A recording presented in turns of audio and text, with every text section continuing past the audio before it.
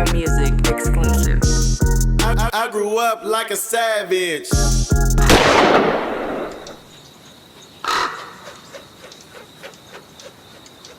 I'm gonna say some questionable shit, you know what I'm saying? Not necessarily to that degree or to that caliber, but I'm gonna say some shit nigga might not like to hear. But and that's what it is. And nigga, your kids here, nigga, fuck you, nigga. You better tell them what you feel like. Right. Yeah. And I'm not even mad at the gay community. I got so many customers and relatives that's very, very close and dear to me that's gay. But when you're doing the Lil Nas X's and shit like that, you're overdoing the gay. Like, you could be gay. If hella people that's just gay in their own skin. Well, you know how I feel about that, Corn. Actually, the gay community overdo gay, and this is not even said to be offensive. What I mean by that is when a gay man, usually if you see these people, like we got San Francisco over here, right? So we see it up close. Women are not that flamboyant. So when you see a man that's being a woman being that flamboyant, come on, bro. That's all I'm saying, I feel like bro. I'm being trolled at that point. Exactly. You know what I'm saying? You ain't got to go that hard. Because you want the attention, right? Yes. If a woman was doing that, you'd give her what they consider now negative attention. You'll be like, oh, this bitch. If she was doing that in front of you, right? But this is a man. So if you say the wrong thing about him too, is to say it's like damned if you do, damned if you don't, right? My whole philosophy on the shit is like he said, just educate. You know what I'm saying? Because I ain't gonna be being bullied for being a heterosexual either. What the gay community got to realize is too, you got here from some heterosexual sex. Yeah. Yes, you did. And I want to see you. Y'all some bad motherfuckers when y'all make a man pop out a baby. y'all defeat science. Mm-hmm. Y'all some bad motherfuckers. They you know trying. what I'm sure somebody trying. So, but what I don't want to happen in the future is if like my child is a heterosexual woman and they say you don't like both.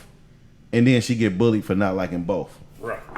That's what we got to prevent from the future from happening. Because you could like both, or you could just like your one thing. You could just do whatever you want to do. Don't get bullied either way. Right. But I listen, it ain't no way to defeat what we talking about, how we was born, because you got to make people. So we got to be born. So do you think they went too hard on like the baby and like Boosie, for example? Yeah.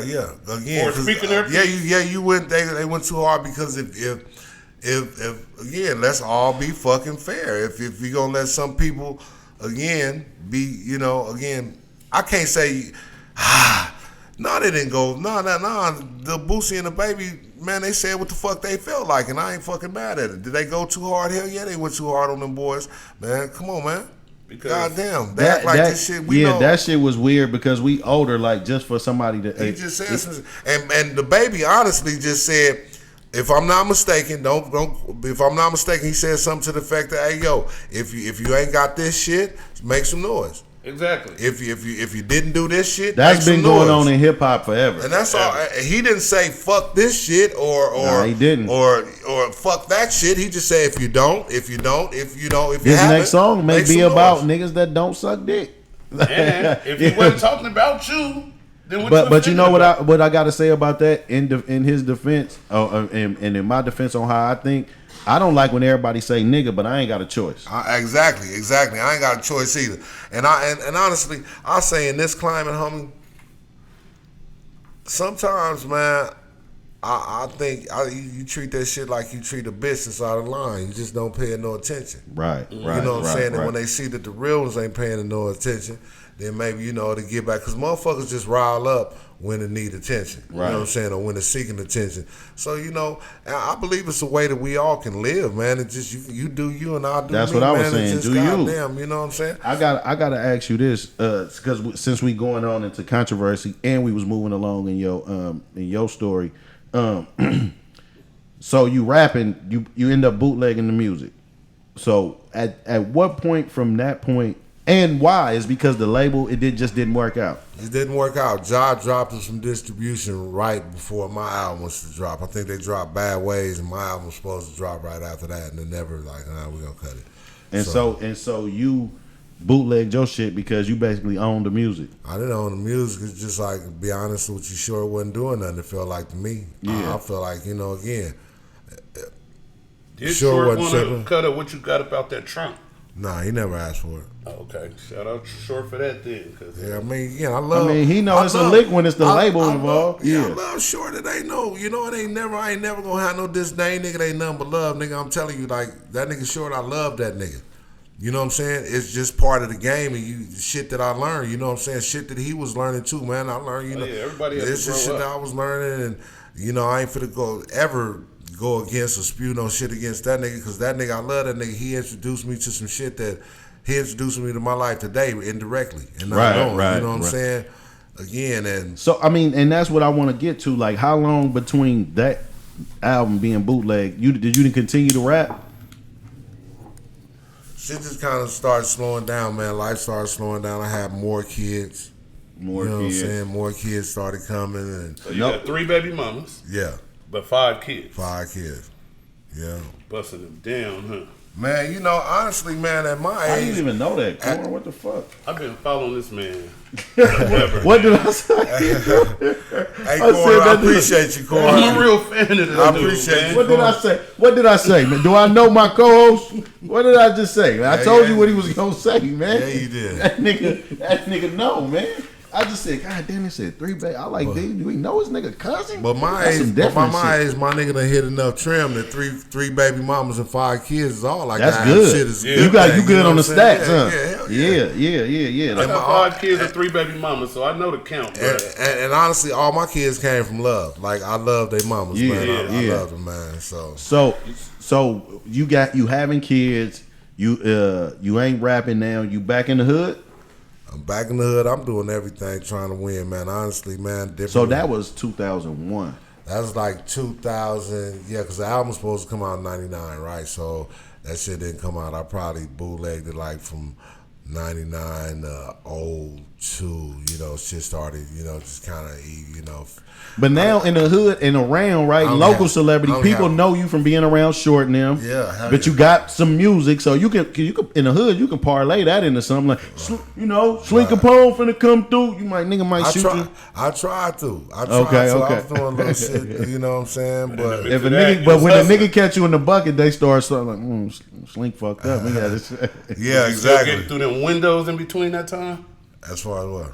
Yeah. So, I mean, here and there, if the situation, Here and there. if it proved lucrative enough, you know what I'm saying, pretty easy. Yeah, So, yeah. low Boxing was risk. a big thing at that time still down there, right? Bitch got some Gap gift cards for sales. Yeah, some shit like that. You know what I'm saying? Sometimes somebody might abandon the truckload or something. You know what I'm saying? Yeah, around yeah. the corner, man. Yeah. They just leave the truck open. You know Yeah, what I'm like saying? y'all have at it. Because back then, even in Bakersfield, niggas was breaking in houses. I got caught breaking in my neighbor house and shit. Oh, you was a flocker too? But was niggas bipping too? Or breaking in cars. Up here, they bipping. They breaking in cars. That's the thing up here. Was that everything Oh yeah, in LA? That Along with was every day. That was the motherfucking everyday motherfucking. That's how you ate every day. You got some Jack in the Box or something. You know what I'm saying? That's how every day. They got niggas breaking the cars and get all kinds of shit. That's where the first come ups was at. Oh, The the niggas' day-to-day. cars on Yeah. the day to day, nigga. You know what I'm saying? Yeah. So while you hustling, yeah, that's cool. Well, I ended up getting a job though. I was working, you know what I'm saying? Because when I was rapping, I refused to get a job. But I think it was like 03 when I figured like, yo, I have to. Where did you go? UPS, Safeway? Where you went? I went to this place called ARC South Bay. It was that was way That's by kinda like Long, Labor that's way Ready? by Long Beach. nah. It's near. It's in Gardena, but it was like it's like a work program for developmentally handicapped people. Oh, You know what I'm saying? I was a job coach up there. I was driving niggas around in the lawn service enclave, cutting grass. Okay. Niggas would cut the grass and shit. We wasn't really doing shit, man. Yeah. I was fucking up. I wasn't even going. I was going fucking around with bitches' houses and shit, going shopping, smoking weed, dropping them niggas off early. I'm sorry, y'all. No. I should have been a better job coaching y'all, man. I was I'm fucking gonna do up. better. I'm gonna do This better. nigga was a job coach at his first job. Well, it wasn't my first. I had a couple of them in between. You know what I'm saying? okay. I was a security guard and shit. You know, Why they always hire big black niggas? That ain't even a hard job to get when you over 6 foot and you black. That's exactly. That's a dead giveaway. They look at the nigga like, what you ever did? Nigga can't spell or All you nothing. gotta do is stand in front of the door. That was my first job. And back at that time, I you could hate still all grab the. the Let me niggas tell back you then, something. right? While we Now talking you about can't grab that, the niggas. I hate all the big niggas that work at like Louis Vuitton and like designer stores too. Because first of all, you can't fit nothing in here. They don't even like you. You just a goon. You know what I mean? You just a go. Ain't none of your shit, Louis. But them niggas like them jobs too because they be young and buck wild. Now either they have police aspirations or they just some roguish ass niggas that want to tussle. Yeah. You know what I'm saying? So they wait around like Cuban Day. Yeah. So how did you get into the comedy shit? What happened next for you that was like entertainment wise? Nigga, comedy been my life. I mean, just as far as again, I've been always at least he was since a class 10. clown. Yeah, So. at least since then. Yes, at least since I came to California. You know, a couple years around junior high. That's when I really started blossoming. As far as the nigga that's, you know, I was tagging. You know, trying just trying to get in where I fit in, man. Yeah, just trying to. You was tagging. You had them big ass markers. Hell yeah. Them big ones that run. Spray paint, all that shit. How much trouble in school was you getting in for being a class clown? Was you getting suspended? All of it. Capping on the teacher and all the shit? Ditching and shit. Yeah. But it's weird, though. I didn't get in like major serious trouble and shit, you know, because my teachers liked me. Right. I was failing and shit and getting bad grades, but they still liked me, I think, because, you know. As a person. Yeah, because, you know. So like, what? Like, you didn't just get into stand up. Like, what happened first though? What happened first, man? Got to rewind back to '93 at the security job. Okay.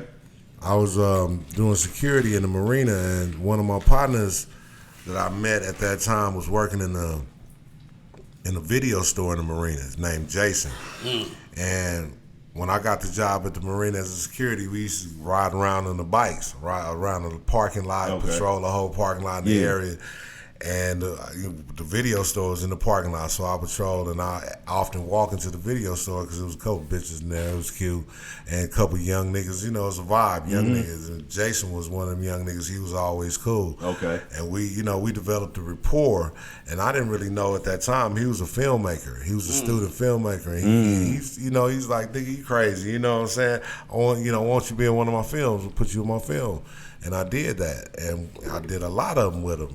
But it was just on some friend shit. You know what I'm saying? My homie, I wasn't really tripping off it like I wanted that to be my career. It was a trip to see that, you know what I'm saying? But nigga, I'm finna be a rapper, right? You know what I'm saying? So when y'all filmed it, what would you see it at since there wasn't no YouTube? It was on his little VHS, on his little, you know. So would y'all sell the movie kind of like a nigga would sell it's old tape and the shit first like that? one, the first one was a student film, and I think honestly some of my earliest shit, like we was like at the beginning of YouTube, like when YouTube wasn't a thing yet. YouTube was a thing, but it wasn't like it is. Like niggas didn't understand YouTube. Okay. So we was on there like way back then. Like I ain't gonna say at the very beginning of YouTube, but before niggas started understanding YouTube, what YouTube is what now. Yeah, because YouTube came out around that time. Like 2000, 2001. So did you start like trying to hit them comedy clubs, the comedy store and stuff like that, or you wasn't to that level? I wasn't at that level. I was still on hardcore. I was a rapper at that time. That's what I was doing. Now I was having fun with my homies and making little videos just on the side, but that's still nothing I banked on or thought about. Right. Rap didn't work out for a nigga. I had always been doing those things. And I heard you say before, like, you didn't want to, like, after rap didn't work, you didn't want to be one of them niggas that kept trying. Like, I seen you said somewhere that you wanted to reinvent yourself. Like, you thought about it. Like, it was a choice. It was like, again, I thought about it now. I didn't, it wasn't a choice as far as then. Like, I thought, okay, I'm finna do this. Okay. It's like now I look back in hindsight, that's what was happening. Okay. You know what I'm saying? Again, I had opportunities show themselves in acting. Because through Jason, my partner that I started doing the films with, that nigga ended up writing for Aaron Magruder, my nigga. That nigga ended up working for Aaron Magruder. That's crazy. Yeah, and through his relationship with Aaron Magruder, you know, I made a relationship with Aaron Magruder. That's crazy.